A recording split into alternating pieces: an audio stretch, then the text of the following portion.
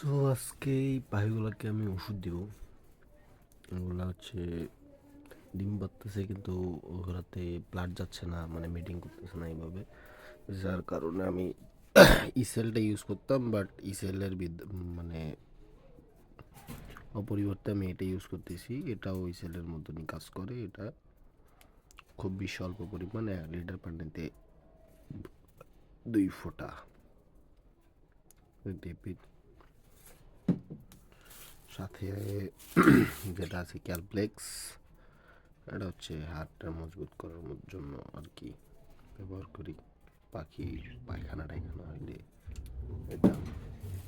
আর এটা হচ্ছে zinc vitamin. ওই যে যখন পাখি আর কি বা ডিম পারে তো ওদের লোমগুলা ছিঁড়ে ছিঁড়ে ওটার ভিতরে দেয়, ওটাই আবার পূরণ করার জন্য এই যে এটা ভিটামিন ক্যালপ্লেক্স।